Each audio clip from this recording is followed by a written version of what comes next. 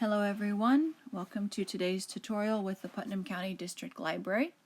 Today I'm going to talk you through modifying your search in Libby. So go ahead and open up your Libby app on your device, whether it's an iPad or an iPhone, whatever device you're using, or a Android device.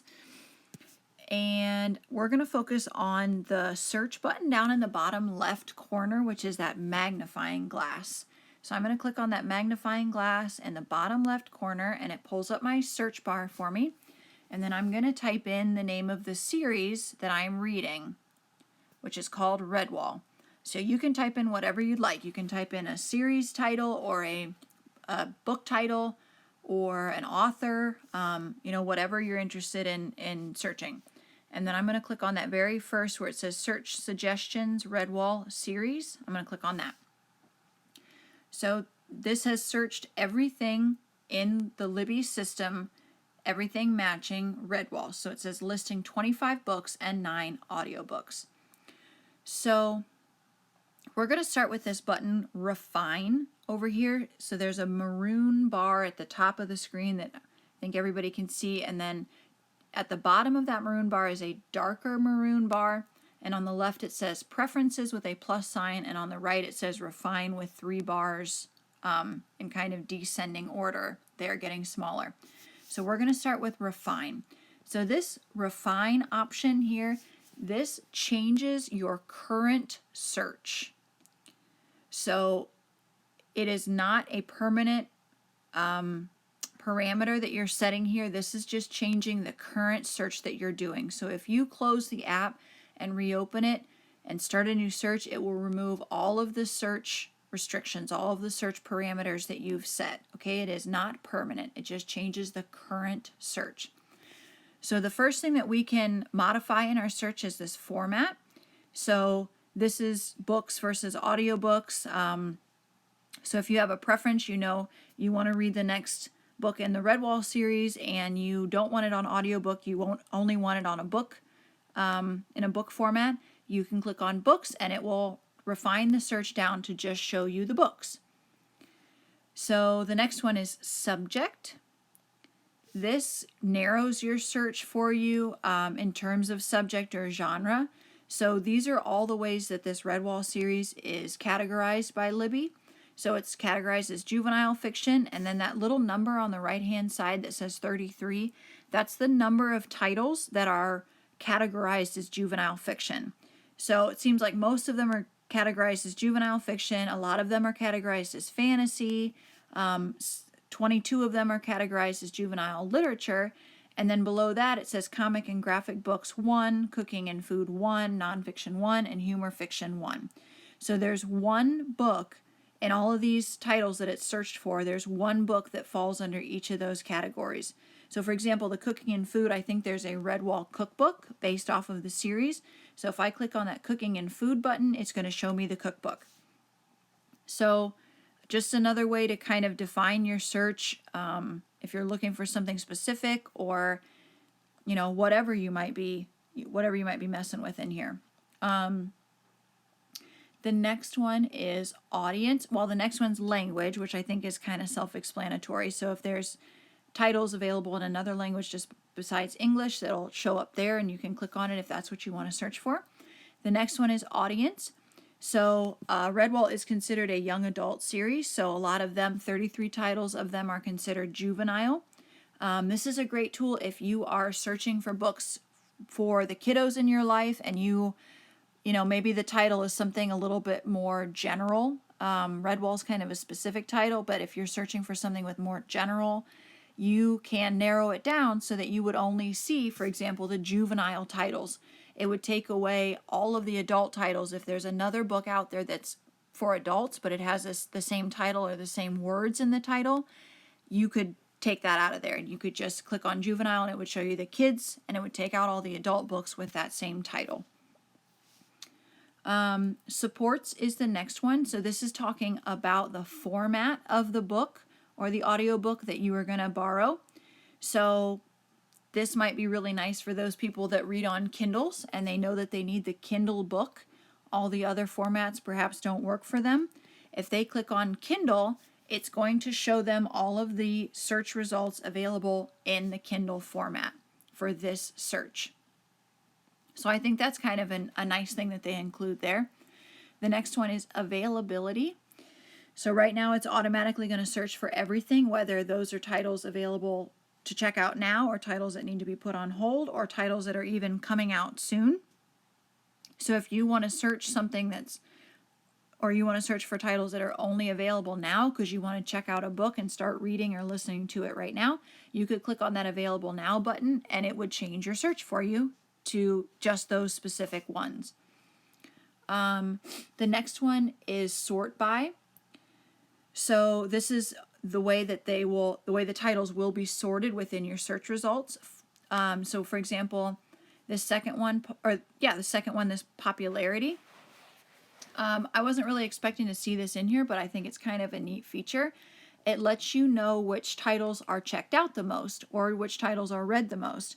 So one would hope that if a book is checked out a lot on Libby, it would be a good book because it's popular.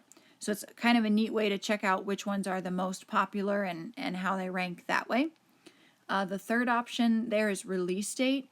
So this would hopefully let you know the order of a series. If an author has written a series, most of the time they kind of tend to write them in order. That would put those titles in order for you so that you could see maybe what the next one is in the series that you need to read.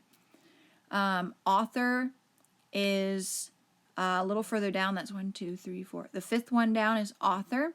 So for example, like James Patterson has co-written quite a few books at this point. If you're looking for books that are written by James Patterson and someone else, you could search for James Patterson and then click on author, and it would organize them and group the non-James Patterson authors together. So once again, it's just another way of reorganizing your search that might make it a little bit easier for you to browse through and find what you're looking for. Let's back out here. So the very last option in this drop down, it says search within results. So this lets you search within your search. So for example, let's say I want to search within my Redwall series search here. I want to search for the book Mossflower. If I hit search there, now it's showing me within the Redwall series search, it's showing me all the titles that also include that word Mossflower. So this is nice if you are just trying to narrow down. Let's say you read a book and you can't quite remember what it was called, or you heard about a book and you know it's part of a series but you can't remember which one that is. You can search the series and get at least in the right category, and then you may be able to search within the search and find what you're looking for. So once again, another feature. I'm sure you can play around with it and discover even more than I'm talking about here. And I wanted to share a little neat tip that I discovered when I was just playing around with Libby to make this tutorial. I'm going to click on that very first search result there, Redwall Brian Jock #1 in series. It says it's 11 hours long, and it's the one with kind of this red bar around the outside, like an outline around the Redwall art. It's that very first search. I'm going to click on that. So it's going to tell me about the book, and it's going to give me my options for what to do with the book, whether it's place a hold, play a sample, or tag it. And then it takes you through all the other books in the series, which is kind of nice, and puts them in order for you. And then under that, I have it about halfway down the page right now. It says also available as a book. So let's say you find the title that you're looking for, but it's only an audiobook.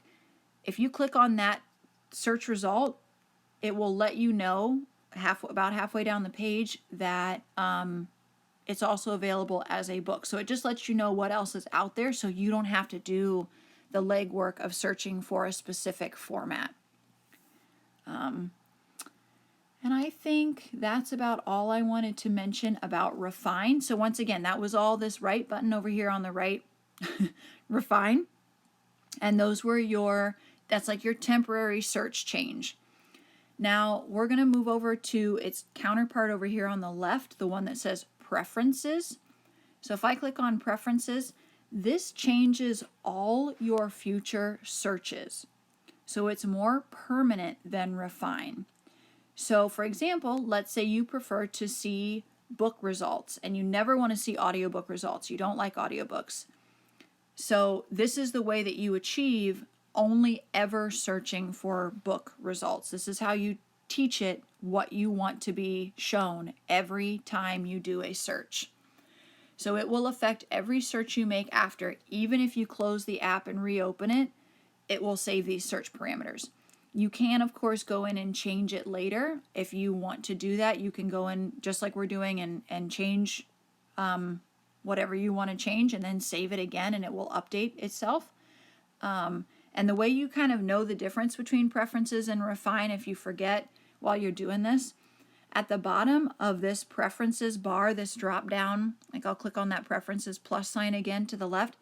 This is the drop down that it gives me. At the bottom, it says these preferences are saved and applied to all lists. And then you'd hit Apply Preferences. And that's like your save button. You know, you're telling it, okay, do this for me next time too. And here we have a lot of similar options as we saw in Refine. So for example, format. In the future, if you go in and change, like I was saying, if you only ever want to see books, if you click on Books and then click on Apply Preferences, that white button, your preference will be remembered. It will always search for books. And that goes for all these search parameters. If you go in and change any of them and hit that Apply Preferences, it will remember them. I'm going to go back and take that back off. So we're back to where we started, Format Any. Supports, that's what we talked about before. That's if you want to be specific about the type of file that you're going to be looking at, the format. So for example, the Kindle, if you're reading on a Kindle and you only ever want to see Kindle books, you could click on that Kindle, supports Kindle, and hit Apply Preferences, and that's all it's going to show you in the future. So it just makes searching a little bit easier, more simplified, and potentially a little bit quicker for you. So the other one that I wanted to mention is availability. I'll go back and take Kindle back off. So there we are. So underneath supports, it says availability, everything. This is a way, if you know you don't like putting books on hold, you don't like waiting for them, you just want to find the book to read today or listen to today, you can go into availability on your preferences and click available now and hit Apply Preferences, and that's all you're ever going to see are the books that are available to check out on the day you're searching.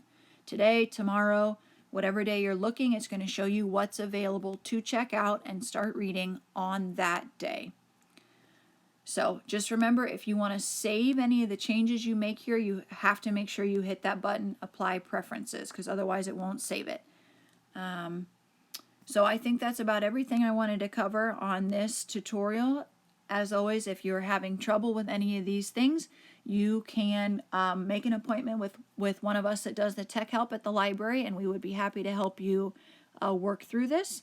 And thank you for watching.